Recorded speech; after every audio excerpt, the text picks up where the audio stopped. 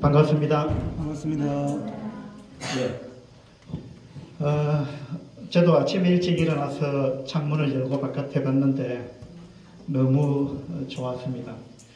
두 산 사이에서 구름인지 안개인지 싹 이렇게 흘러나오는 게 보였는데요. 그게 구름입니까? 안개입니까? 네, 식사하면서 이야기하니까 어떤 인재님이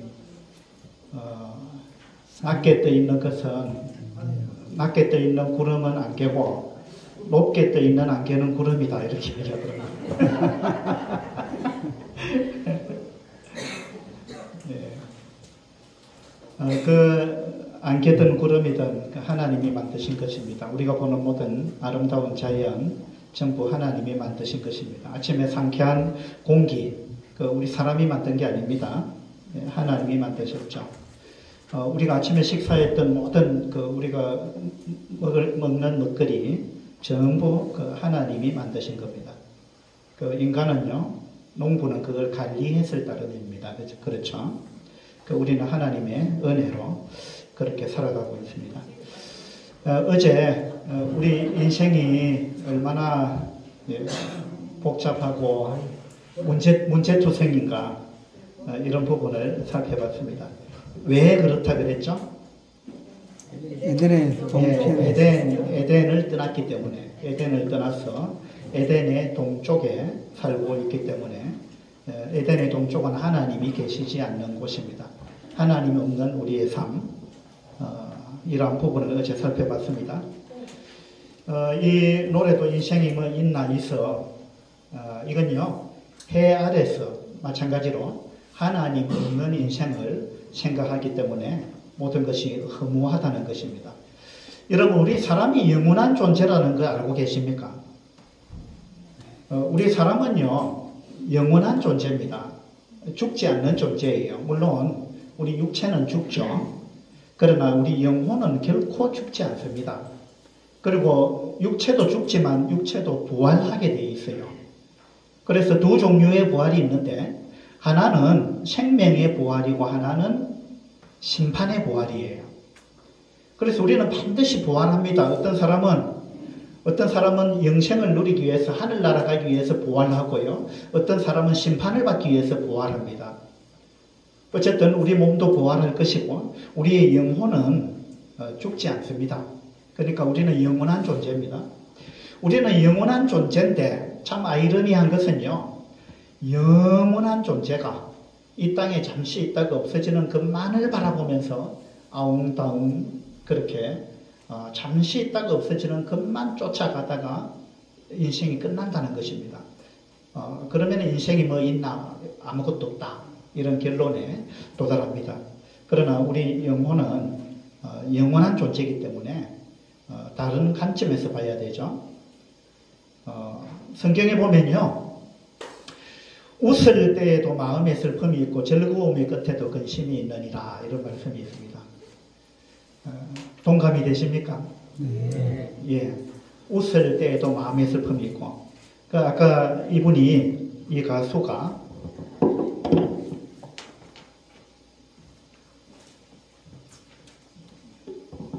인생 뭐 있나 아무것도 없다. 그냥 신나게 살면 돼. 자기를 위해서 살면 돼. 그렇게 이야기했는데 이분이 진짜 신나게 인생을 살고 있을 것 같아요. 아니요. 어떻게 생각하세요? 허무한 전날 끝나거나. 예. 이 하나님 말씀에 보면 이게 진리예요. 저 사람이 웃고 있지만 웃을 때에도 마음에 슬픔이 있다. 그리고 즐거움의 끝에도 근심이 있다. 이게 진리예요.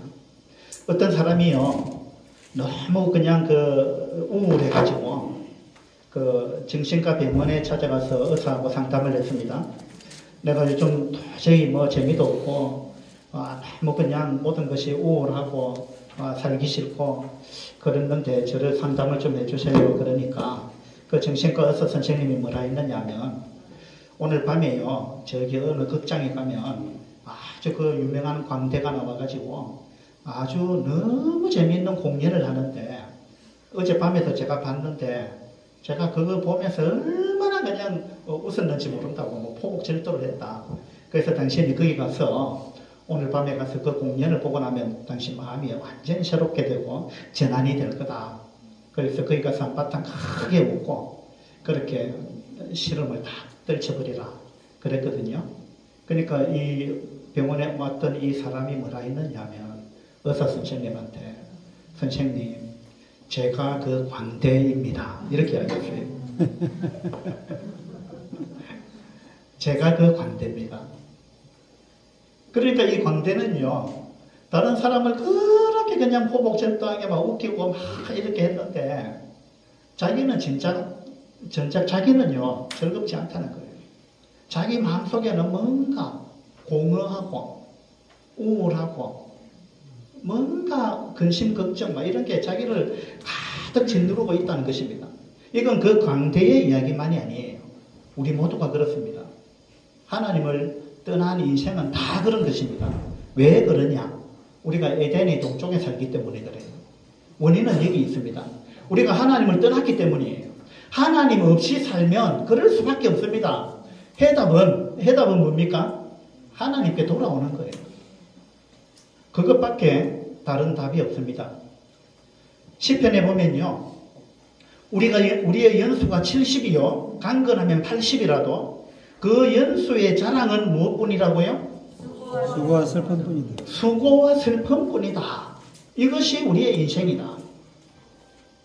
우리가 70년, 80년을 산다 해도 요즘은 뭐 100세 시대라 그러는데 100세를 살아도 200년을 살아도 수고와 슬픔밖에 없는 것이 우리 인생이다. 이것이 하나님을 떠난 결과라는 것입니다. 하나님을 떠나서 죄 가운데 살아가는 우리 인생은 한마디로 이야기하면 수고와 슬픔밖에 없다. 그것이 우리의 인생이다. 그것도 신속히 간다. 신속히 가니까 날아간다. 우리가 날아간다. 날아가는 게 가장 빠르잖아요. 우리는 날아가고 있어요. 그죠? 어떻게 하다가 내가 이 나이가 됐는지 모르겠어요. 어쨌든 신속히 갑니다. 그리고 인생을 결산해 보니까 수고와 슬픔밖에 없더라. 이것이 하나님의 말씀입니다. 우리가 80평생을 산다고 하면요. 일하는데 26년을 삽니다. 그러니까 26년 동안은 일을 한다는 겁니다. 80년 중에. 이걸 하루로 계산하면요. 하루 8시간 일을 한다는 이야기입니다. 그러면 하루에 3분의 1을 38, 24 그렇죠? 하루에 3분의 1을 일을 하는데 보냅니다. 잠자는데 22년을 보냅니다. 80년 중에. 일하는 것보다는 조금 시간이 더 짧아요. 그죠? 잠자는 게. 사실은 8시간 정도 자야 되는데 하루에 한 6시간 40분 이 정도 잔답니다. 보통. 그 다음에 밥 먹는데 먹고 마시는데 6년 걸린답니다. 80년 중에. 하루로 치면 2시간 35분. 그 다음에 누군가를 기다리는데 6년이 걸린답니다. 80년 중에. 그러니까요. 여러분들이 약속을 지키지 않아가지고 늦게 가게 되면 그 사람의 인생을 빼앗는 거예요. 그러니까 우리는 80년 중에 6년은요. 누굴 기다리는데 소비하는 겁니다. 그 사람의 인생을 여러분이 빼앗아가는 겁니다. 시간을 지키지 않는 것은. 그 다음에 걱정하는데 80년 중에 얼마나 걱정하면서 보내는지 아십니까? 3년. 예? 3년. 10년. 80년 중에 10년은요, 걱정한다고 보내는 시간. 예. 맞는 것 같아요? 예. 하루 3시간. 하루 3시간 걱정, 염려, 근심하는데 시간을 다 보낸다는 거예요. 이게 우리 인생입니다. 근데 이거보다 더 오래 하루 종일 걱정하는 사람도 있어요. 근데 별 걱정 없이 또 사는 사람도 있어요. 근데요, 하나님께로 돌아오게 되면 이 걱정하는데 10년을 보내는데 이거요, 현격하게 줄어듭니다. 이게 틀림없는 사실이에요. 그래서 여러분 하나님께로 돌아오셔야 돼요.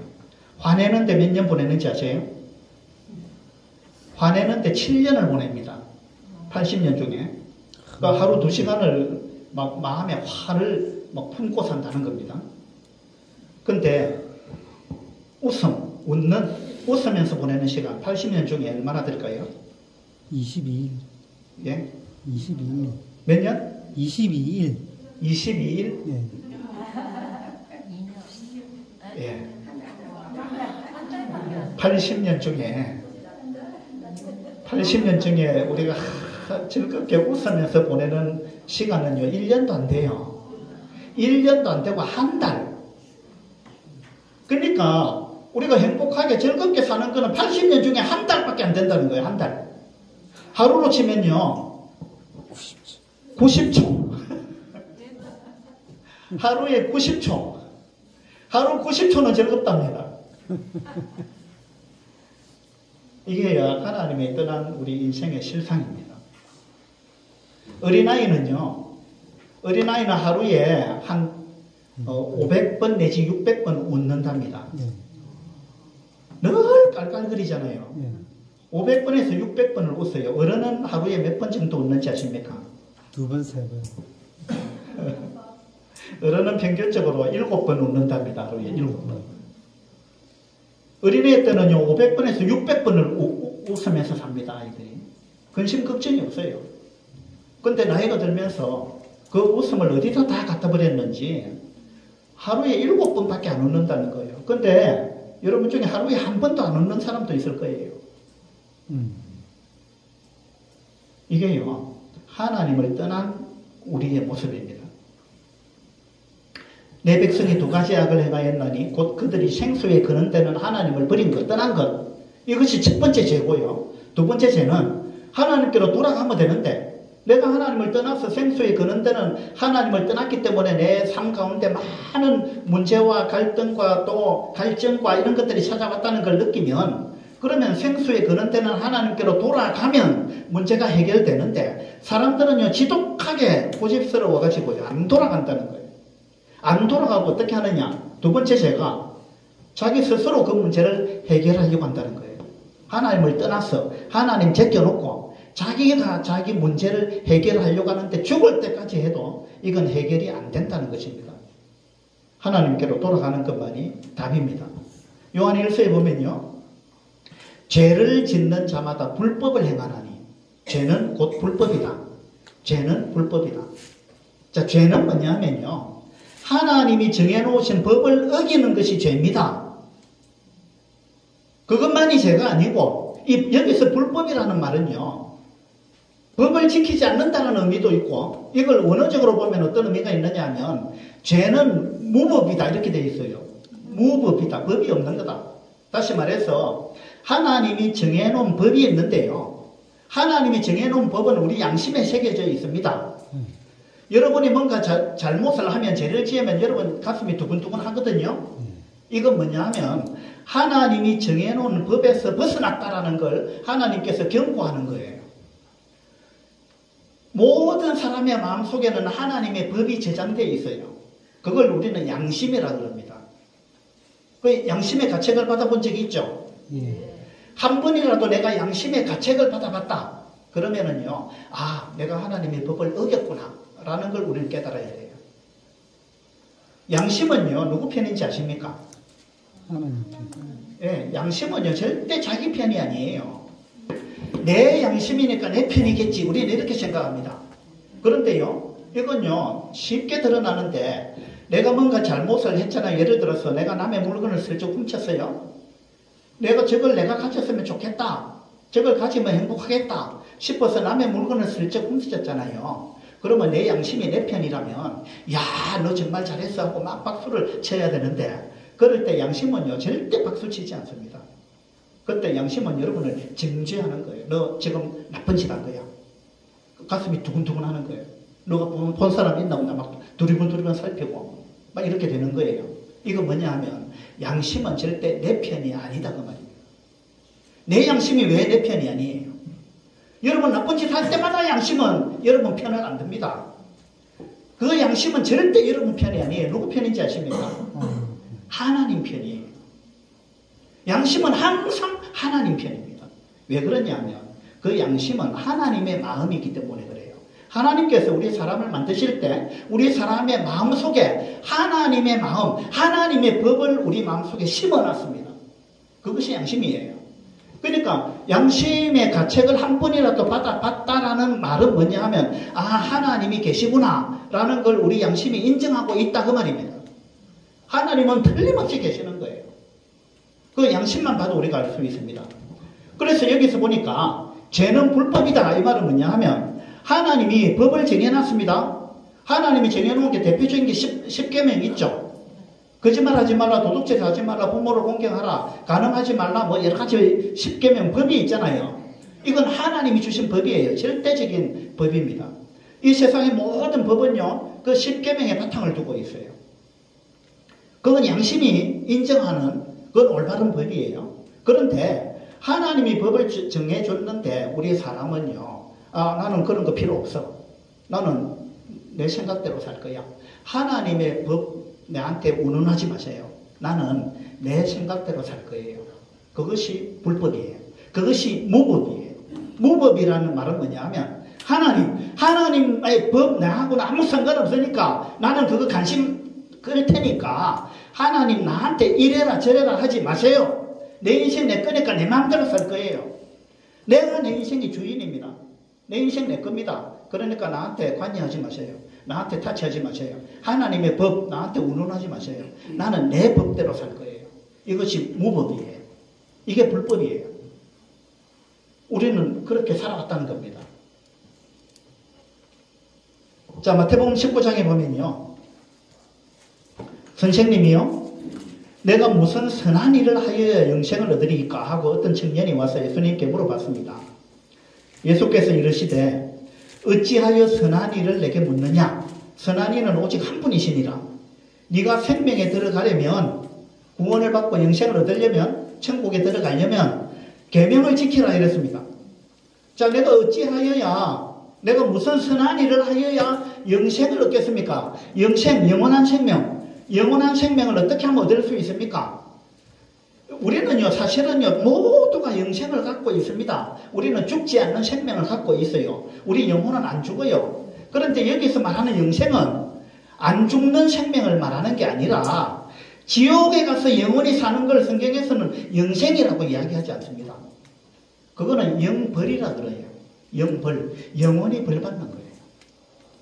영생은 뭐냐? 영원히 사는 걸 영생이라 하는 게 아니고 영원한 생명을 하나님과 함께 사는 걸 영생이라고 합니다. 하나님과 상관없이 하나님과 끊어져서 생명의 근원이신 분이 하나님인데 생명의 근원이신 하나님과 끊어져서 하나님과 상관없이 사는 것은 영원히 살아도 그걸 하나님은 영생이라고 이야기하지 않는다는 거예요. 그래서 어쨌든 이 청년은요, 내가 어떻게 해야, 무슨 선한 일을 해야 영생을 얻겠습니까? 다시 말해서 내가 무슨 선한 일을 하면은 천국에 들어갈 수 있겠습니까? 라는 질문을 한 겁니다. 이 사람은요, 자기가 선한 일을 하면 영생을 얻는 줄 생각했습니다. 그래서 예수님이 어찌하여 선한 일을 내게 묻느냐? 선한 이는 오직 한 분이시다. 선한 이는 한 분밖에 없다. 누구겠습니까? 하나님이에요. 여러분, 하나님 한 분 외에는 선한 사람이 없습니다, 이 세상에. 교도소 안 가는 사람은 다 선한 사람입니까? 절대 그렇지 않습니다. 교도소 간 사람은 지은 죄를 들켜서 교도소 간 거고요. 교도소 안 간 사람은 자기도 많은 죄를 지었는데 안 들켰기 때문에 교도소 안 간 거예요. 다 죄인입니다. 그렇지 않습니까? 우린 다 죄인이에요. 그런데 우리는요, 나는 교도소 간 적이 없기 때문에 나는 착한 사람이다. 자꾸 그렇게 생각합니다. 하나님이 볼 때는요, 착한 사람 이 세상에 한 명도 없습니다. 착한 사람은 없어요. 하나님이 볼 때 우리는 전부 죄인이라는 거예요. 그것도 이만저만한 죄인이 아닙니다. 아주 심각한 죄를 지은 거예요. 우리 사람은요, 엄청나게 많은 죄 가운데 살고 있습니다. 그런데 이 사람은요, 자기가 착하다고 생각했습니다. 그러니까 예수님이 생명에 들어가려면 계명을 지켜라. 착하게 사는 건 하나님 계명 지키는 거 아니겠느냐. 그래서 계명을 지키라 이랬습니다. 그러니까 18절에 보세요. 이르되 어느 계명이오니까? 무슨 계명 말입니까? 물어봤습니다. 예수께서 이르시되 살인하지 말라, 간음하지 말라, 도둑질하지 말라, 거짓 증언하지 말라, 네 부모를 공경하라, 내 이웃을 네 자신과 같이 사랑하라 하신 것이니라. 이건 10계명 중에 6개입니다. 10계명 중에 4가지는 하나님과의 관계에 관한 이야기예요. 그거는 빼놓고 인간 관계에 있는 그 10계명 6개, 그걸 지금 예수님이 말씀해 주신 겁니다. 이거 선한 일을 하려면 이거 하면 된다 하고 6개를 말씀하셨습니다. 20절에 보세요. 그 청년이 이르되 이 모든 것을 내가 지키어사온데 아직도 무엇이 부족합니까? 이렇게 물어봤습니다. 이 청년은 엄청나게 착각했습니다. 이거 내가 다 지켰는데요. 이랬습니다. 다 지켰는데요. 21절에 보면요. 예수께서 이르시되 네가 온전하고자 할진대 가서 너의 소유를 팔아 가난한 자들에게 주라. 그리하면 하늘에서 보화가 네게 있으리라. 그리고 와서 나를 따르라. 이랬습니다. 이 청년이요. 예수님 그거 6개 10계명 중에 6개 그거야 내가 어려서부터 지금까지 다 지켰지요. 이랬습니다. 예수님이 볼 때 기가 찬 거예요. 네가 이걸 다 지켰다고? 너는 네 양심에 한 번도 울린 적이 없느냐? 그 이야기를 하는 겁니다. 그러면서 예수님 하나 지적해 줬어요. 네가 네 소유를 다 팔아가지고 가난한 자들에게 나눠주고 와라. 이랬습니다. 이건 뭐냐 하면 이 청년이 부자였거든요. 그리고 그 이웃에 가난한 사람들이 많았잖아요. 그러니까 예수님 하시는 말씀이 너는 왜 그래 부자냐? 내 주변에 왜 가난한 사람이 그렇게 많으냐? 그럴 때도 너는 너의 이웃을 너의 몸처럼 네 자신처럼 사랑했다고 말할 수 있느냐? 그 말씀을 지금 예수님이 하신 거예요. 그러니까 이 청년이 근심하면서 가버렸습니다. 그거 못하겠다 이 말이에요. 이거 6개 다 지켰다고 이야기했는데 예수님이 볼 때 이 6개 중에 하나도 지킨 게 없어요. 이 청년이. 우리 모두가 똑같습니다. 여러분 이거 다 지켰다고 생각이 들지 몰라요. 그러나 하나님이 볼 때는 절대 그렇지 않다는 거예요. 하나님이 그 중에 하나 지적해 줬습니다. 네가 네 이웃을 네 자신같이 사랑했다고? 그러면 네가 왜 그래 부자야? 네 이웃은 왜 그래 가난한 사람이 많아? 어떻게 네 이웃을 네 자신같이 사랑했다면 이런 일이 벌어질 수 있느냐 이 말입니다. 자기 이웃이 자기보다 가난한 사람이 있다는 말은요. 자기 이웃을 자기 몸처럼 사랑하지 않았다는 증거예요. 그렇지 않습니까? 우리는요. 이 10계명을 다 지킨 사람 한 명도 없습니다. 우리는 다 자기가 착하다고 착한 사람이라고 착각하고 있는 거예요. 마태복음 5장에 보면 옛 사람에게 말한 바 살인하지 말라. 누구든지 살인하면 심판을 받게 되리라 하였다는 것을 너희가 들었으나 나는 너희에게 이르노니. 자, 예수님이요. 살인이 뭔지에 대해서 설명을 해주고 계십니다. 이 청년은요. 이 6개 다 지켰다 했거든요. 첫 번째 예수님이 하신 말씀 살인하지 말라 그랬잖아요. 예수님 나는 살인한 적 없습니다. 우리 가운데 살인한 사람 있어요? 살인한 사람 손 한번 들어보세요. 아무도 없죠? 근데요, 예수님이 하신 말씀을 한번 보세요. 이 청년은 이거 다 지켰습니다 그랬는데 예수님이 살인하지 말라 그랬는데 나는 너희에게 이르노니 형제에게 노하는 자마다 심판을 받게 되고 형제를 대하여 라가라 하는 자는 공회에 잡혀가게 되고 미련한 놈이라고 하는 자는 지옥불에 들어가게 되리라. 이게 뭐냐 하면 내가 살인에 대해서 이야기를 해주겠다. 살인이 뭐냐? 사람을 꼭 칼로 찔러 죽여야만이 살인이 아니다. 살인은 어떤 사람에 대해서 노하는 거, 어떤 사람에 대해서 화를 불같이 내고 하는 거, 그거는 살인과 같은 거다. 그 다음에 어떤 사람에 대해서 라가라고 말하는 거, 라가라는 말은 히브리 말로 무슨 말이냐면, 이거 우리말로 번역하면요, 야 이 바보야 이 말입니다. 야 이 멍청아, 야 이 돌대가리야, 야 이 골빈놈아, 뭐 이런 겁니다. 그 정도 욕이에요. 이 심각한 욕도 아니에요. 그거보다 심각한 욕 많이 있죠. 여러분 알고 있는 욕 중에, 여러분이 해본 욕 중에 야 이 멍청아 이거보다는 훨씬 더 심각한 욕 해본 적이 있죠. 근데 예수님은요, 야 이 바보야, 야 이 골빈놈아, 그 정도 이야기하는 것은 살인죄에 해당한다. 그렇게 말씀하십니다. 그 다음에 미련한 놈, 야 이 미련한 놈아, 야 이 바보야, 비슷한 말이죠. 이 정도를 하나님은 살인이라고 봅니다. 왜 그런지 아십니까? 여러분 칼로 사람을 찔러 죽이는 것은 그 사람의 육체를 죽인 겁니다. 그 사람의 몸을 죽인 거예요. 그런데 우리가 말로서 사람의 인격을 모독하는 거, 그 사람에게 욕을 하는 거, 이건요 그 사람의 인격을 죽이는 거예요. 그 사람의 인격을 죽이는 것이고 그 사람의 영혼에 심각한 상처를 주는 것입니다. 그러니까 하나님은요, 몸을 죽이는 것보다 그 사람의 인격을 죽이는 것, 그 사람의 영혼의 상처를 주는 것, 이것을 하나님은 더 심각하게 본다는 거예요. 그래서 하나님은 살인이 뭐냐? 살인은 꼭 사람을 칼로 찔러 죽여야만 살인이 아니다. 어떤 사람을 모독하는 거, 인격을 무시하는 거, 욕하는 거, 이건 살인에 해당한다. 하나님은 그렇게 봅니다. 자, 살인 한 번도 안 해보신 분 손 들어보세요. 이제 다 살인자네요. 맞습니다. 여러분, 우리는 다 살인자예요.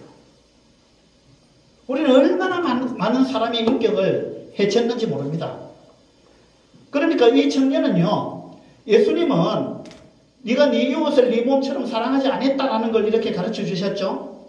그런데 이 청년은요, 이것만이 아니에요. 살인자예요. 여러분, 간음 안 해보신 분 많이 계시죠? 그런데 성경에 보면 우리는 또 다 간음자입니다. 자, 이거 한번 보세요. 이게 언어폭력이에요. 언어폭력.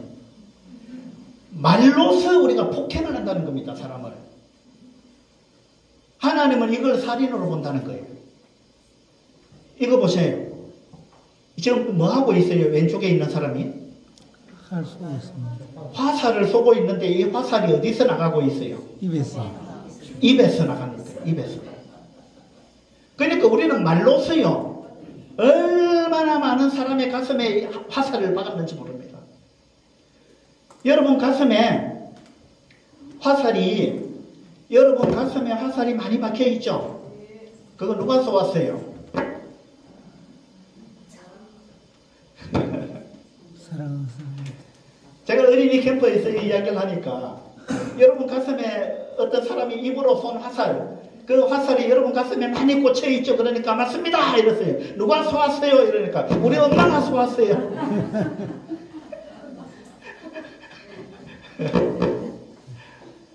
부모가 자식을 향해서 화살을 쏘기도 하고요. 부부간에 쏘기도 하고요.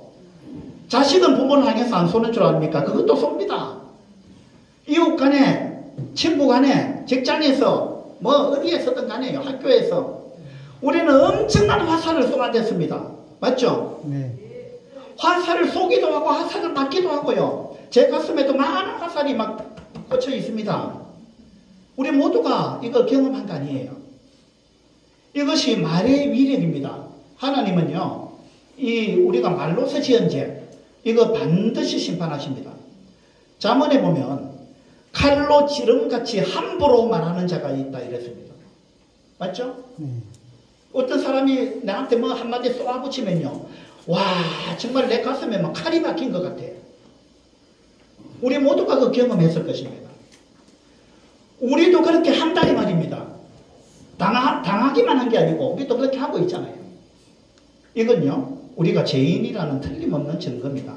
이 사람처럼요, 우리 가슴에는 엄청난 화살이 꽂혀 있는 겁니다. 여러분, 도둑질하는 죄하고 욕하는 죄 중에 어느 것이 더 큰 죄일까요? 욕하는 죄가 더 큰 죄입니다. 왜냐하면 어떤 그 물건 도둑질 당했다고 자살하는 사람 잘 없어요. 그런데요, 누가 나한테 심각한 말로서 모독을 했잖아요. 그것 때문에 끙끙 앓다가 잠도 못 자고 끙끙 앓다가 자살하는 사람들이 있어요. 연예인들 자살하는 이유 중에 하나가요, SNS, 인터넷 이런 데 그 사람을 향한 막 비방하고 모독하는 글들 남긴 거, 그거 보고 충격받아가지고 죽는 사람들이 있잖아요. 그러니까 우리는 말로서 얼마나 많은 죄를 짓는지 모른다는 거예요. 말로서 우리는 사람을 죽이고 있다는 것입니다. 이걸 하나님은 우리가 이렇게 입으로 우리가 사람을 살인하고 있다, 그렇게 말씀하십니다. 그들의 목구멍은 열린 무덤이요, 우리가 입을 열면 우리 속에서 온갖 더러운 거, 부패한 거, 썩은 거, 이런 게 쏟아져 나온다는 것입니다. 우리의 목구멍은 열린 무덤이다. 무덤 속에 뭐가 있어요? 무덤 속에는 썩은 시체가 있는 것입니다. 여러분, 썩은 시체 냄새 맡아보셨어요? 저는 이게 막 잊혀지지가 않아요. 바다에 빠져가지고 한 일주일 만에 건졌던 시체를 제가 장례식을 했는데요, 와, 그 냄새, 저는 그렇게 지독한 냄새를 맡아본 적이 없어요. 우리의 속이, 우리의 목구멍은 열린 무덤이다. 이 말은 우리의 속에 온갖 부패하고 썩은 것이 우리 마음속에 가득 있다. 이 말입니다. 만물보다 더럽고 거짓된 것이 인간의 마음이다 그랬어요. 그러니까 우리는 아닌 척하고 있어요. 그러니까 더러운 게 가득 있으니까 입만 열면 부패한 것이 막 쏟아져 나온다는 거예요. 우리가 입으로 짓는 죄가 얼마나 많은지 모릅니다. 우리 모두는요, 심각한 죄인인 거예요.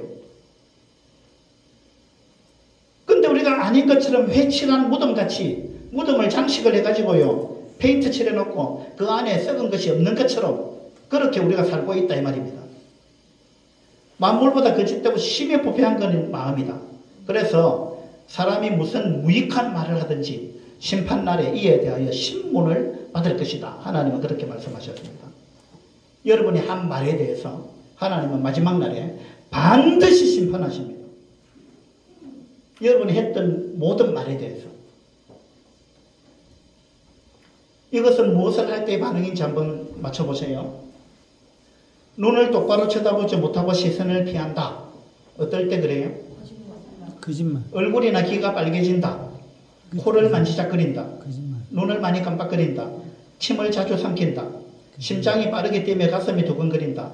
말을 더듬거린다. 얼굴이나 손발 등 신체에서 땀이 난다. 이건 뭐 할 때 일어나는 반응인지 아시겠어요? 거짓말할 때. 거짓말할 때. 거짓말할 때. 이 거짓말할 때 우리 양심은 이렇게 반응한다고 말이에요. 하나님은 거짓말하는 자를 지옥에 보내야겠다. 분명히 말씀하셨습니다. 어쨌든 이 사람은요, 이 청년은요, 이 계명 내가 다 지켰는데요, 이랬는데 하나님은 너는 이거 하나도 못 지켰다. 너는 네 이웃을 네 자신같이 사랑하지 아니했다. 그리고 너는 살인자다. 왜냐하면 네가 남을 보고 라가라고 했지 않느냐. 야, 이 바보야, 이 소리 했지 않느냐.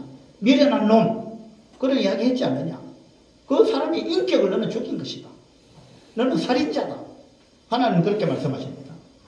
그러면 이 사람이 살인만 했느냐? 아닙니다. 마태복음 5장에 보면 27절에 보세요.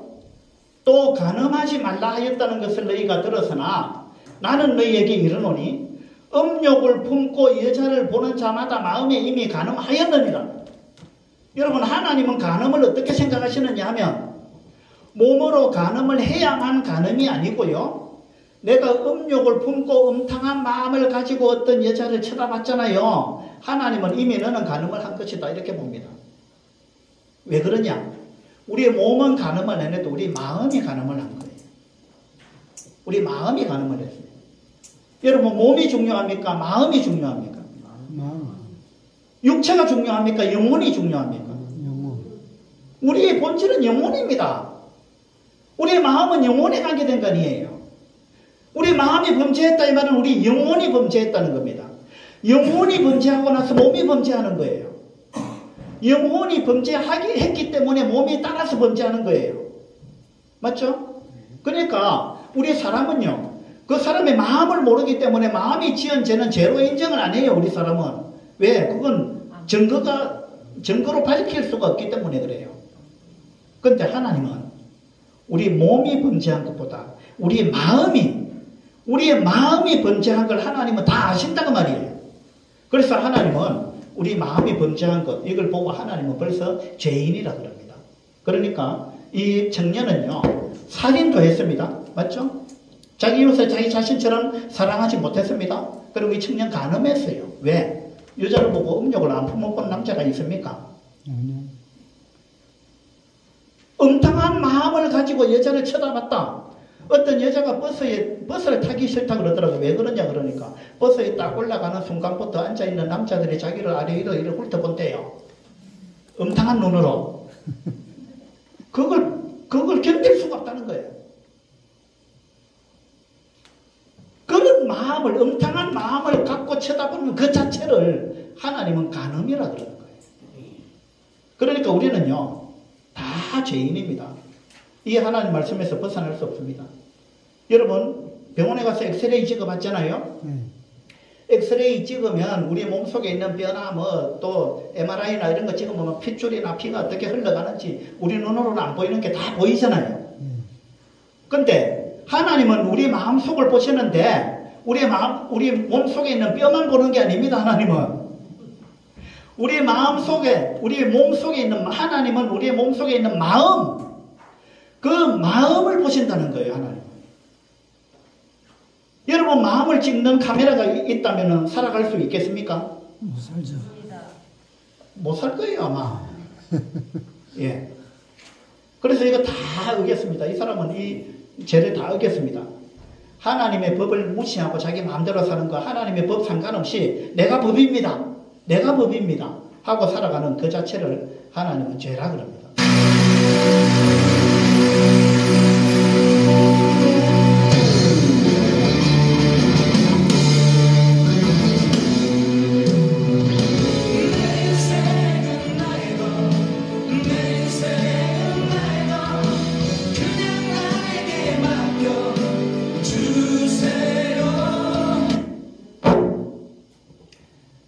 누구죠 이 사람이? 민혜경. 민혜경이 내 인생은 나의 것이다 이렇게 노래를 불렀습니다. 자기 인생이 자기 것이라고요? 절대 아닙니다. 여러분 내 인생이 내 것이라고 주장하는 그 자체가 죄입니다. 무슨 말이냐 하면 하나님 내 인생 내 거니까 나한테 관여하지 마세요. 내 인생 내 마음대로 살 거예요. 내 마음대로 살 거예요. 하나님 법 나하고 상관없습니다. 내가 내 인생의 주인입니다. 내가 왕입니다. 하고 살아가는 그 자체를 하나님은 죄라 그럽니다. 자, 성경에서 죄를 어떻게 정의하고 있느냐 하면요. 이 세상에 처음 들어온 죄가 이렇게 들어왔습니다. 아담과 하와가 첫 번째 인간이잖아요. 이 첫 인간이 선악과를 따먹었습니다. 에덴 동산에 하나님이 온갖 과일을 다 만들어 놓고 이거 너희들 마음대로 먹으라. 내가 너희들을 위해서 만들었다. 그런데 단 하나 이 선악과만을 먹지 마라 그랬습니다. 단 하나 이것만은 먹지 마라 그랬어요. 그런데 아담과 하와가 이 선악과를 따먹었습니다. 그렇죠? 선악과를 따먹었다라는 말은 뭐냐 하면 하나님이 이래라 저래라 나한테 말하지 마세요. 선악과를 따먹지 말라는 말은 하나님만이 선과 악을 정확하게 분별할 수 있으니까 네가 선과 악을 네 스스로 분별하려고 하지 마라. 내가 선하다 하는 건 선한 거고 내가 악하다 하는 건 악한 거다 라고 하나님이 말씀하신 거예요. 그런데 선악과를 따먹었다 이 말은 하나님 나도 선과 악을 분별할 수 있습니다. 내가 어쩌면 하나님보다 선악을 더 잘 분별할 수 있습니다. 그러니까 하나님이 이건 선한 거다 이건 악한 거다 이런 말 하지 마세요. 내가 판단해보고 내가 봐서 내한테 좋으면 선한 거고 내한테 나쁜 것 같으면 악한 겁니다. 그건 내가 판단하겠습니다. 그 말이에요. 선악과를 따먹었다는 말은 내가 하나님이 되겠습니다. 하나님은 좀 물러나 계세요. 내가 모든 걸 판단하겠습니다. 내가 주인이 되겠습니다. 내가 하나님이고 내가 재판장이고 내가 판사고 내가 입법자고 내가 검사고 내가 경찰이고 이렇게 내가 살겠다. 이것이 죄라는 겁니다. 하나님과 상관없이 사는 거 내 마음대로 사는 거 내가 주인이 아닌데 주인처럼 사는 거 내가 왕이 아닌데 왕처럼 사는 거 이것이 죄라는 겁니다. 여기 보세요. 죄는 영어로 sin이라 그럽니다. sin. 영어로 보면 S-I-N. sin. 영어로 sin을 죄라 그러죠. 이 sin의 한가운데 있는 글자가 뭐죠? I. 나잖아요. 나. 죄라는 건 뭐냐 하면요. 내가 중심이다. 모든 건 내가 결정한다. 내가 판단한다. 그리고 내 마음대로 산다. 내가 주인이다. 내 생애 가운데 하나님은 없습니다. 내 인생 내 겁니다. 내 인생 가운데 하나님은 없습니다. 하나님의 법 아무 상관없습니다. 나는 내 마음대로 살 거예요. 이것이 죄라는 겁니다. 내가 중심이 되는 것. 내 마음대로 사는 것. 이것이 근본적인 죄라는 것입니다. 과일 하나 따먹은 걸 갖고 하나님이 뭘 그러시느냐? 과일 하나 따먹은 정도가 아닙니다. 선악과를 따먹었다는 말은 하나님은 내 인생의 왕이 아닙니다. 내가 왕입니다. 하나님은 나의 주인이 아닙니다. 내가 주인입니다. 이것을 선언한 거예요. 하나님을 향해서 반역을 일으킨 것입니다. 여러분, 죄 중에 반역죄가 얼마나 큰지 아십니까? 온 우주를 창조하시고 온 우주를 통치하시는 그분 인정하지 않는 거예요. 지금 이 지구가 정확하게 돌아가고 있는데 그거 마치 내가 돌리는 것처럼, 하나님 없이도 살 수 있는 것처럼, 하나님이 공기 안 주시면 살 수 있습니까? 하나님이 햇볕을 안 주시면 살 수 있어요? 하나님 없이는 한순간도 우리 살 수 없어요. 그런데 하나님 없습니다. 하나님은 내 인생에 하나님 없습니다 하고 살아가는 그 자체, 하나님으로부터 모든 걸 공급받아 살아가고 있으면서 하나님께 감사하지 않는 거, 하나님 인정하지 않는 거, 이것이 엄청난 죄라는 거예요. 이건요, 자식이 부모를 인정하지 않는 거예요. 어느 자식이 공부를 아무리 잘하면 뭐합니까? 아무리 사회생활 잘하면 뭐합니까? 부모로 인정하지 않는 거. 부모를 보고 아저씨라고 부르고 자기 엄마를 보고 아줌마라고 부르는 사람, 그 부모 입장에서 보면 그게 무슨 자기 자식이겠어요? 그건 인륜을 저버린 거예요. 심각한 죄입니다. 우리를 만드신 분은 하나님을 인정하지 않고 내 마음대로 살아가는 거, 하나님께 감사하지 않고 모든 걸 하나님 주신 거 다 먹고 살면서, 여러분 잠잘 때 심장을 누가 뛰게 하는 겁니까? 여러분이 뛰게 하고 있어요? 여러분이 심장을 뛰게 한다면 우리는 잠자면 안 돼요. 잠잘 때 심장 멈추면 어떡합니까? 잠잘 때 숨은 누가 쉬게 하는 거예요. 여러분의 힘으로 여러분 스스로 하는 게 아니에요. 이건 다 하나님이 하시는 거예요. 하나님이 그렇게 만들어 놨습니다. 그런데 그 하나님께 여러분 감사하셨어요? 하나님 인정하고 하나님께 감사했습니까? 그렇지 않았다면 여러분 심각한 죄를 지은 거예요. 이건요, 자식이 부모를 저버린 것과 똑같은 것입니다. 죄는요, 자기가 하나님 노릇하는 것, 자기가 하나님 노릇하는 것, 이걸 성경에서 죄라 그럽니다. 토마스 네이글이라는 이 유명한 무신론자입니다. 신을 인정하지 않는 철학자입니다.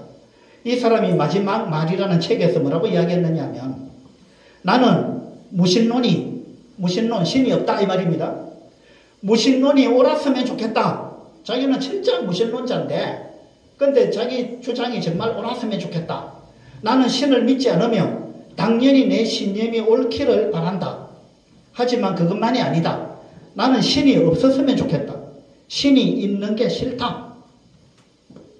이게 솔직한 고백이에요.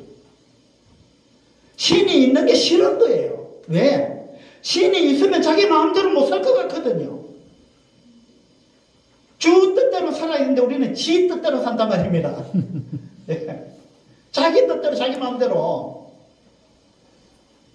신이 없었으면 좋겠다. 이것이 우리 사람들의 마음속에 흐르고 있는 근본적인 죄라는 겁니다.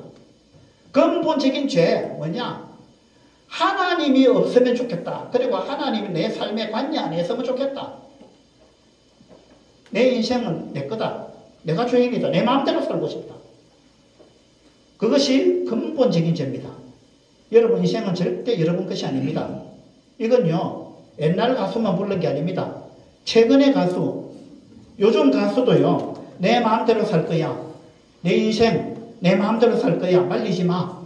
이런 노래가 있어요. 있지. 달라달라라는 노래입니다. 이거 최근에 나온 노래잖아요. 옛날 가수든 지금 가수든 간에 내 인생 내 거니까 내 마음대로 살 거야. 나한테 간섭하지 마.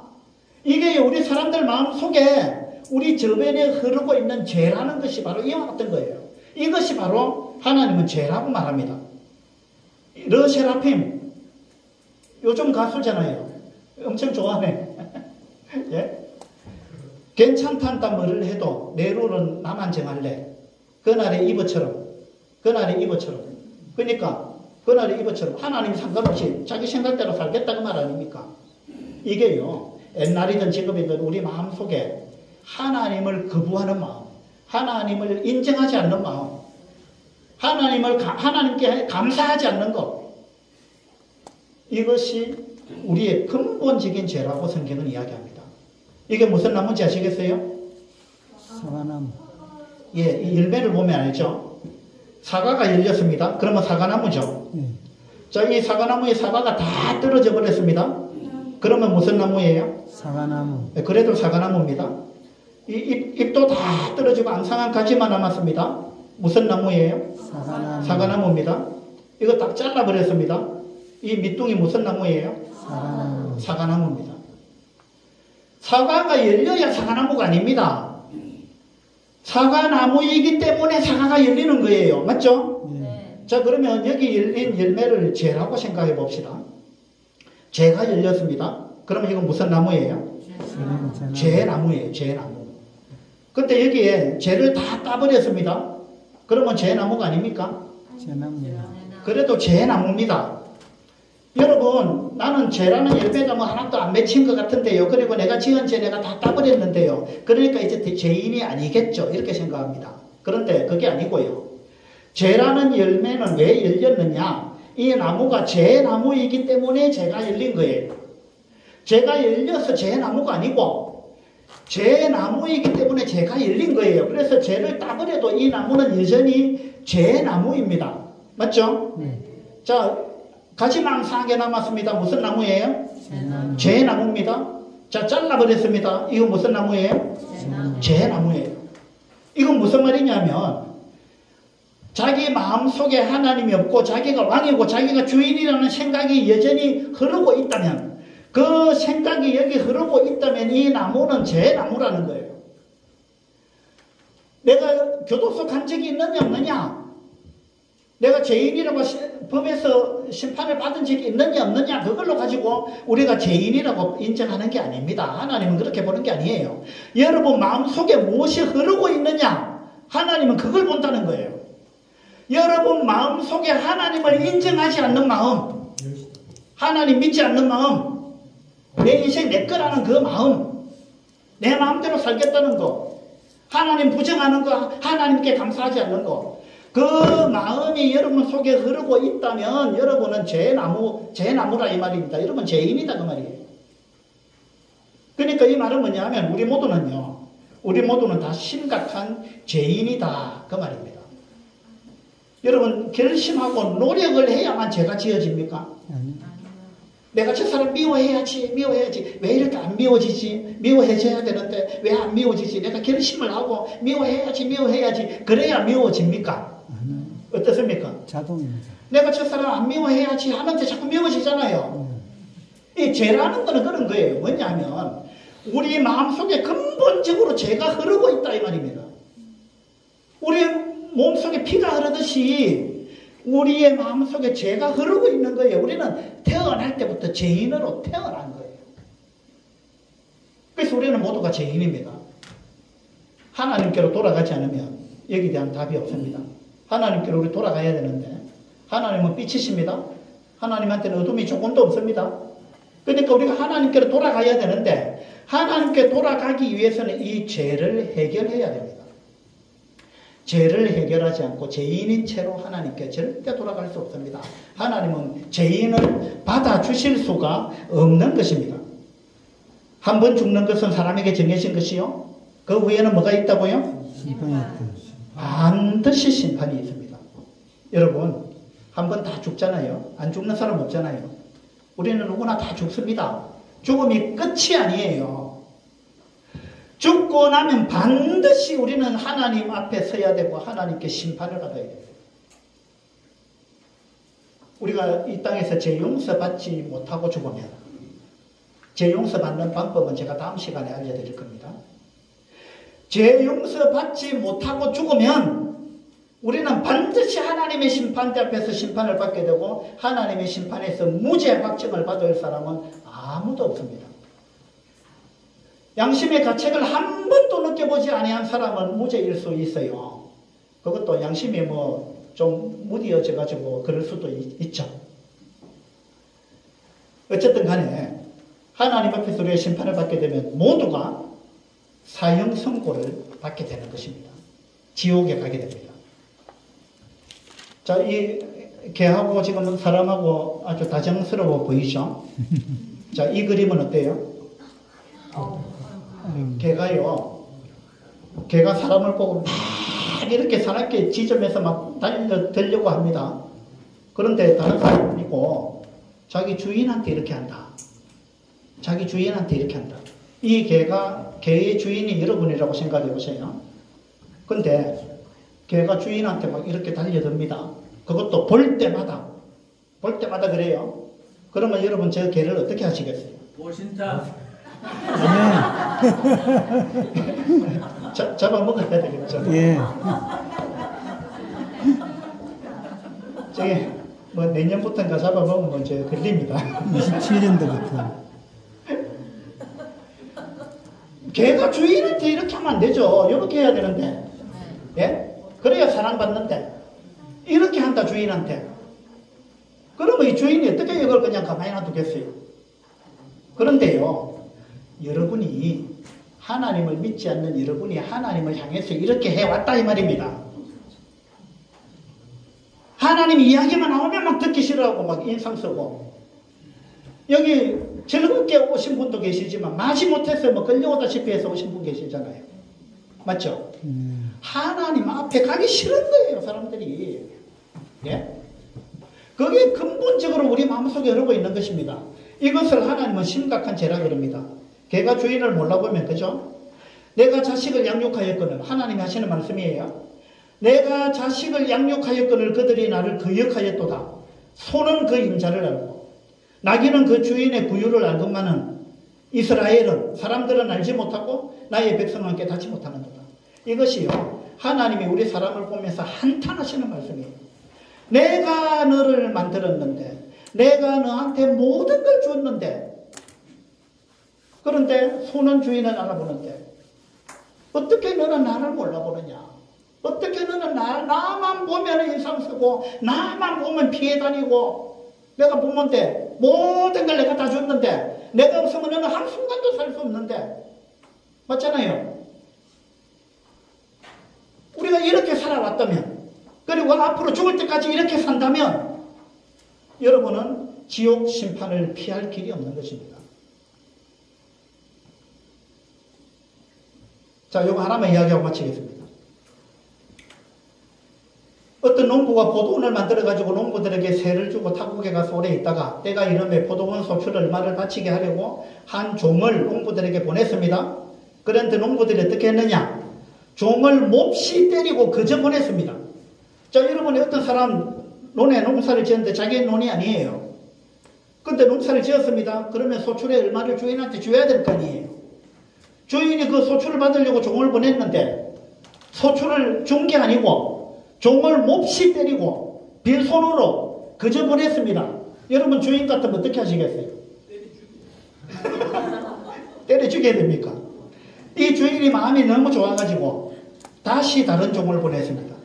그랬는데 그도 몹시 때리고 능욕하고 그저 보냈습니다. 두 번째도 그랬어요. 때리고 능욕하고. 다시 세 번째 종을 보냈는데 이 종도 상하게 하고 내쫓았습니다. 주인이 아닌데, 그죠? 포도원 주인이 이르되 어찌할까? 내 사랑하는 아들을 보내리니 그들이 혹 그는 존대하리라 하였더니, 그래서 이 주인이요, 종을 보내니까 안 되겠다, 아들을 보내야 되겠다. 그러면 주겠지 하고 아들을 보냈는데 어떻게 했는지 아십니까? 농부들이 그를 보고 서로 의논하여 이르되 이는 상속자니 죽이고 그 유산을 우리 것으로 만들자 하고 포도원 밖에 내쫓아 죽였느니라. 자, 여러분이 이 포도원 주인님 어떻게 하시겠어요?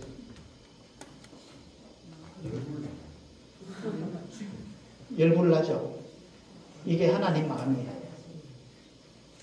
하나님이 우리한테 포도원을 주신 겁니다. 이 지구를 주셨잖아요.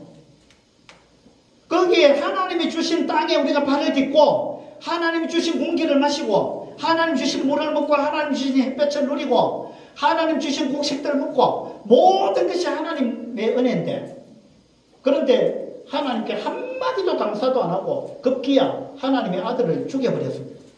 우리 사람이 하나님의 아들 예수 그리스도 그분을 십자가에 못 박아 죽여버렸습니다. 모욕하고 그 선지자들을 보냈는데 다 모욕하고 빈손으로 돌려보내고. 맞죠? 하나님이 우리가 이렇게 살아가는 걸 하나님이 다 보고 계시다 이 말입니다. 하나님이 어떻게 하시겠어요? 그런즉 포도원 주인이 이 사람들을 어떻게 하겠느냐? 이게 하나님 마음입니다. 하나님이 하나님이 죽을 때까지 하나님께로 돌아오지 않는 사람, 하나님께 감사하지 않고 살아가는 사람, 하나님을 주인으로 인정하지 않는 사람, 이 포도원 주인이 어떻게 하겠느냐? 이것이 하나님의 마음입니다. 여러분, 태양이 있듯이 지옥은 반드시 있습니다. 지옥은 구더기도 죽지 않고 불도 꺼지지 않는다.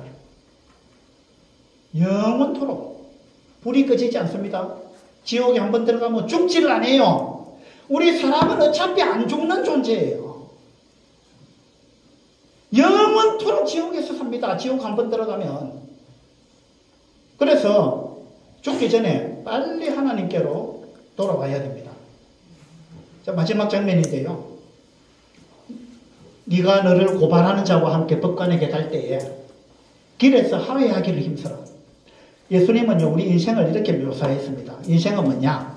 내가 법관하고 나를 고발하는 법관하고 법정으로 지금 걸어가는 것, 그것이 인생이다. 이렇게 말씀하신 거예요.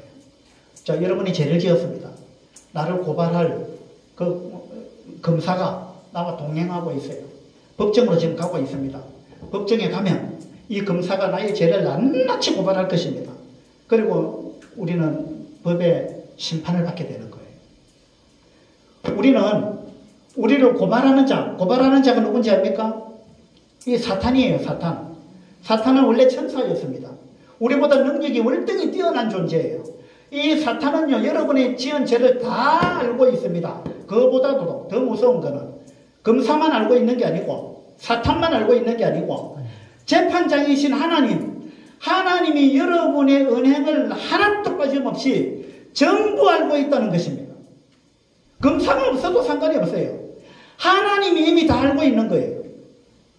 우리는 죽는 순간 그 재판장이신 하나님 앞에 서게 되는 겁니다. 그 심판을 받을 것입니다. 그래서 우리 인생은 뭐냐? 인생은 나를 고발하는 자와 함께 법관에게 가는 것, 이것이 우리 인생이다. 지금 가고 있다 이 말입니다. 법정에 도달하면 기회가 없다는 것입니다. 법정에 도달하기 전에 뭘 해야 되느냐? 화해해라. 그래야 심판을 면한다. 이 말은 죽기 전에 하나님과 화해하라 이 말입니다. 죽기 전에 하나님께로 돌아오라 그 말입니다. 죽기 전에 죄를 용서받으라는 거예요. 죄를 용서받는 길이 있다 이 말입니다. 하나님께 돌아오면. 근데 죽기 전에 하나님께로 돌아오지 않고 죄를 용서받지 못하고 죽으면 반드시 우리는 심판을 받게 되고 지옥불에 떨어지게 된다는 것입니다. 여러분, 한 분도 그렇게 되지 않기를 바랍니다. 예, 이제 2시간 남았는데 그 2시간 동안에 2시간 다 제가 여기에 대한 답을 드릴 거예요. 그래서 2시간 참석하셔야 되는데 먼저 가시면 안 됩니다. 2시간 참석하셔도 답을 듣고 가게 되시기를 바랍니다. 감사합니다.